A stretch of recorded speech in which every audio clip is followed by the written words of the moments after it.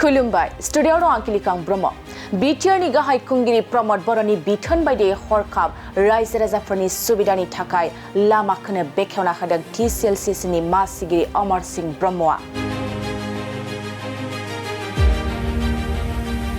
रायजो राजाफोरनि थांलाय फैलायनि खस्थ'खौ गैला खालामनो बिटिआरनि गाहाय खुंगिरि प्रमद बर'नि बिथोन बायदियै चिरां जिल्ला हाथिसार माजे बस्टनिफ्राय थांनाय 1 नं खाग्राबारि 2 नं मैनागुरि 3 नं सनापुर 4 नं बनगाव आरो खोला बनगावसिम रायजो राजाफोरनि सुबिदानि थाखाय सेन्ट ग्रेभेलनि लामाखौनो बेखेवना होदों टिसिएलसिसिनि मासिगिरि अमरस ब्रह्म इएम रन्जित बसुमतारिनि पिए प्रणय बसुमतारि 14 नं चिरां दुवार ब्लक इउपिपिएलनि गाहाय नेहाथारि निखिल बरगयारिजों लोगोसे ओनसोलनि मेलेमजिबि दैदेनगिरिफ्रा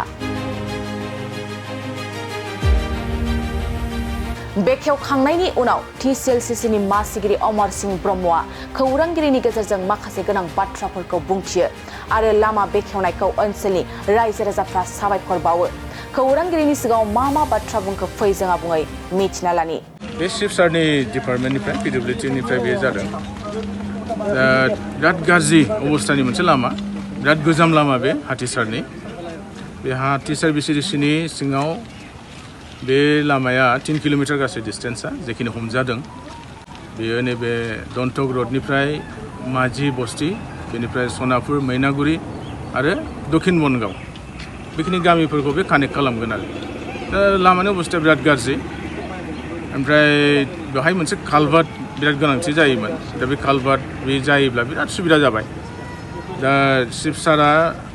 बे लामाखौ जे हमदों बेनि थाखाय आङो पार्सनेलि आरो रायजो राजानि जानानै आङो साबायखर जासिगोन आरो बेवहाय इएम सारा बे लामानि गोनांथिखौ नुनानै सिपसारनि डिपार्टमेन्टनिफ्राय बेखौ जे हमनानै लाबोदों बे बिराद मोजां जादों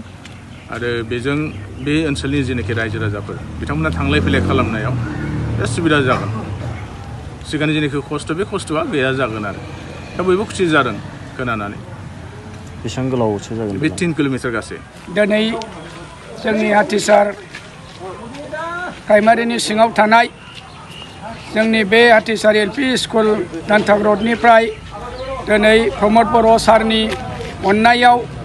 जोंनि इएम सारा जोंनि बे हाथिसार ओनसोलाव बयनिख्रुइबो गोजामसिन लामा बे माझि बस्तिनिफ्राय हाबनानै ओरै मैनागुरि 1 नं खाग्राबारि सनापुर बनगावखौ लाफानानै ओरै दलापारासिम दिनै 3 किल'मिटार अर्थात 3 किल'मिटार लामा जोंनो सेक्सन खालामनानै होनायनि गेजेराव जोंनि बे ओनसोलारि मानसिफ्रा थाबायनाय एबा गारि मटर हान्थामेलाफ्राव जोबोद मोजां जासिगोन जों गोजोननाय मोन्दों सारमोननि बेबायदि एसे गिदिर जोंनि बे एरियायाव बेफोरबायदि खामानिखौ जाफुंसार होफैनायनि थाखाय जाहाथे जोंनि बे रायजो राजा ओनसोलारिफ्रा दुखु खस्थ'नि गेजेरनिफ्राय बारग'बाय होननानै सानदो बे लामाजों हान्था मेलायाव अखा हाबानो दै थायो आरो एसे अखा हानायावनो बाना बायदि बोहैलाङो जाहाथे दिनैनिफ्राय जोंहा साननानै लाबाय बे ओनसोलारिफ्रा जोंनि बे दुखु खस्थ'नि गेजेरजों जोङो उथ्रिलांनाय बायदि सानबाय सारमोननि अननायाव जोङो बेसेबा गोबावनिफ्राय बेफोरबायदि गिदिर खामानिफोरखौ नुवाखैमोन जोंनि एरियायाव दा बुंनो थाङोबा जोंनि एरियायाव बयनिख्रुइबो बांसिन खामानियानो जाफुंसारनाय बायदिखौ जों नुदों दा सारमोनहा बेबायदिनो बे बिटिआर ओनसोलारियाव बेफोरबायदि गिदिर फिसा फिसौबो खामानिफोरखौ जाफुंसार होनायनि थाखाय जोङो जोबोद गोजोननाय थाबाय सारमोननिसिम बेखिनिखौनो बुंनानै आं गोजोननाय जाबाय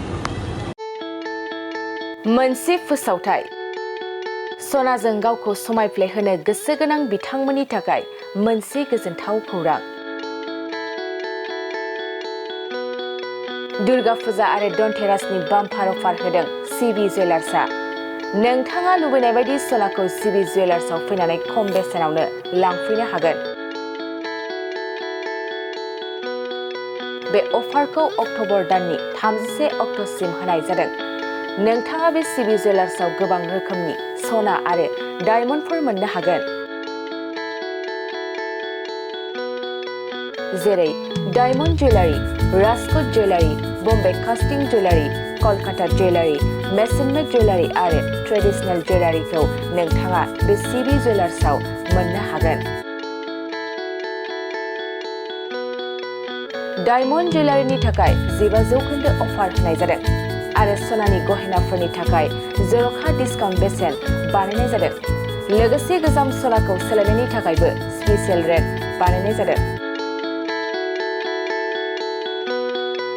गोबां बाथ्रा मिथिनो थाखाय नोंथाङा 9954273079 बे जानबुं नाम्बारनि गेजेरजों मिथिनानै लानो हागोन।